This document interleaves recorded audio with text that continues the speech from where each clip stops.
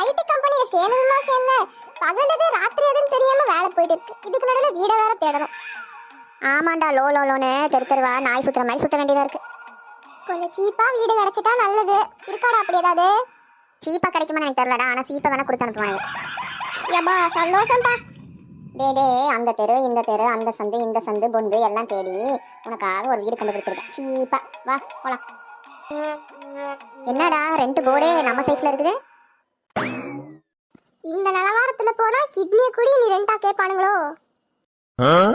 என்னடா ஹவுஸ் ஓனரை பார்த்தாலே பயமா இருக்கு.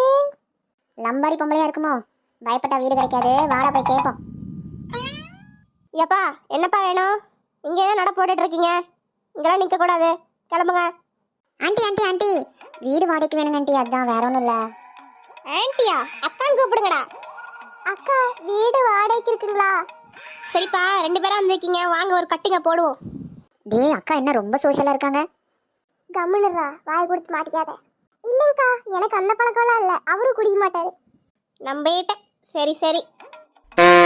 ஃப்ரெண்டு, பிளிங்கு, ஸ்லிங்கு, ரிலேஷன்ஷிப்பு, பெனிஃபிட்ஸு, இதில் நீ எந்த கேட்டகரி? யாராவது வீட்டுக்கு வருவாங்களா என்ன?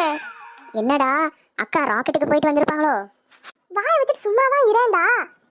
இல்லைக்கா, நான் வந்து 90s கிட்ஸ். ஓ அவனுங்களா நீங்கள்? அப்போ தேராது. நீ எதை வேணா வச்சுக்கோ, இந்த கூட இருக்கு பார்த்தியா, அதை வந்துட்டு சேர்த்திக்காத, கழட்டி விட்டுரு. டேய் இந்த கிழவிக்கு எவ்வளோ வாய், லிப்ஸ்டிக்கை காது வரைக்கும் போட்டு வந்து எவ்வளோ பேச்சு பேசுது. போடு மண்டேன்.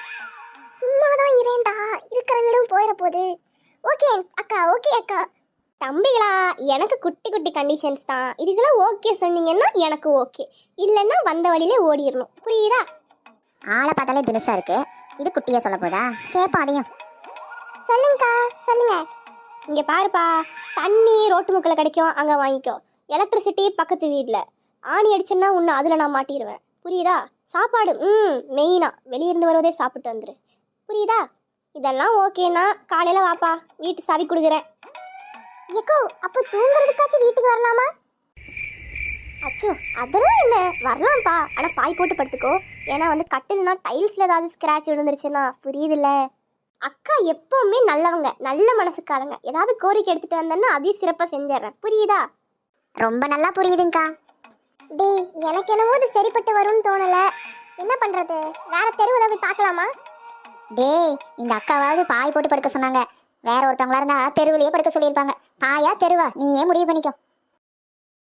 சரிங்கக்கா, எனக்கு கண்டிஷன்ஸ் எல்லாம் ஓகே. வீடு மட்டும் எனக்கு காமிக்கிறீங்களா? பார்த்துக்கிறேன். அப்படியே அண்ணாந்து பாரு, நம்ம மொட்டை மாடி தான்ப்பா. எப்படி ஸ்பேஷியஸா இருக்கா? நல்ல வென்டிலேஷன் கூட கிடைக்கும்பா. வரும்போது கொசு வேலை மட்டும் எடுத்துட்டு வந்துரு. இந்த ஸ்னேக் சேகரோட கருத்து என்னன்னா, வாடகை வீடை பொறுத்த வரைக்கும் வீடை கட்டி இருக்கிறானுங்களோ இல்லையோ ரூல்ஸை கட்டி வச்சிருக்கானுங்க. என்ன நான் சொல்றது? வரட்டாமாவை மாப்பு